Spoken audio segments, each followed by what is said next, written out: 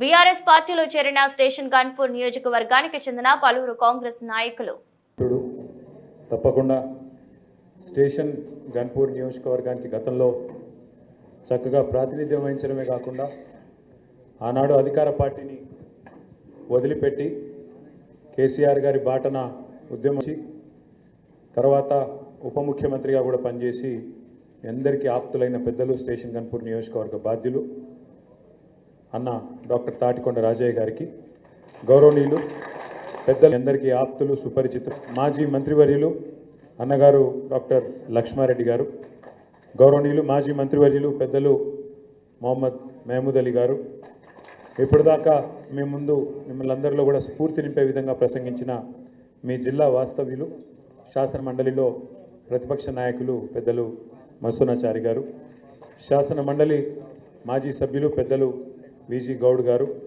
వేదికపైన ఆసీనులైన మా గన్పూర్ నియోజకవర్గ సోదరులందరికీ పేరు పేరున సోదరికి, అదేవిధంగా వేదిక ముందున్న మా గన్పూర్ నియోజకవర్గ అన్నదమ్ములకు పేరు పేరున ఈరోజు మాజీ జెడ్పీటీసీ కీర్తి వెంకటేశ్వర్ గారు, అదేవిధంగా రాజేశ్వరరెడ్డి గారు ఇద్దరు కూడా కాంగ్రెస్ పార్టీ నుంచి, వారితో పాటు మాజీ సర్పంచులు, మాజీ ఎంపీటీసీలు, ఉప సర్పంచులు ఇంకా చాలామందిని తోడుకొని హైదరాబాద్ దాకా వచ్చి ఈరోజు అధికార కాంగ్రెస్ పార్టీని వదిలిపెట్టి పోరాట పార్టీ టీఆర్ఎస్లో చేరుతున్నందుకు మీ అందరికీ హృదయపూర్వకంగా స్వాగతం, సుస్వాగతం.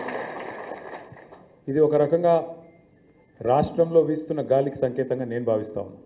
ఎందుకంటే అధికార పార్టీని వదిలిపెట్టి ఇవాళ 15 నెలల స్వల్ప కాలంలో, అధికారం వచ్చిన 15 నెలల కాలంలోనే ఆ పార్టీ మీద మొహం మొత్తింది అంటే మరి ఏ రకంగా ఉన్నది కాంగ్రెస్ వాళ్ళ పరిపాలన దాన్ని బట్టే చెప్పొచ్చు.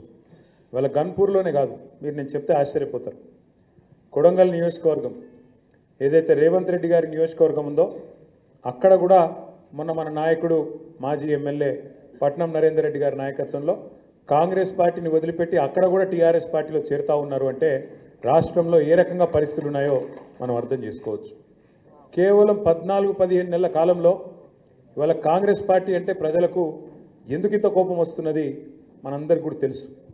మీరు గమనించండి, ఇవాళటి వార్త నేను చెప్పేది నిన్నటిది కాదు, మొన్నటిది కాదు, మున్పటిది కాదు, ఈరోజు వార్త. సరిగ్గా గత 48 గంటల్లో, పోయిన 2 రోజుల్లో రాష్ట్రంలో 7 రైతులు ఆత్మహత్య చేసుకున్నారు. 48 గంటల్లో 7 రైతు ఆత్మహత్యలు. ఇంకో దిక్కు అక్కడ శ్రీశైలం లెఫ్ట్ బ్యాంక్ కెనాల్ కోసం తవ్వుతున్న సొరంగంలో ఆ యాక్సిడెంట్ జరిగి దాదాపు 2.5-3 కిలోమీటర్ల ఆ సొరంగం అంతా కూలిపోయి 8 మంది కూలీలు అందులోనే ఇరుక్కపోయి ఉన్నారు. కానీ కాంగ్రెస్ ప్రభుత్వం ఏం చేస్తున్నది?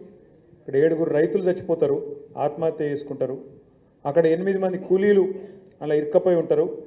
కానీ ముఖ్యమంత్రి గారు ఎక్కడున్నారు? ఎన్నికల ప్రచారంలో బిజీగా ఉన్నాడు. ఏం ఎన్నికల ప్రచారం అది? ఆ ఎన్నికతోనే మన గవర్నమెంట్ మారేది ఉందా?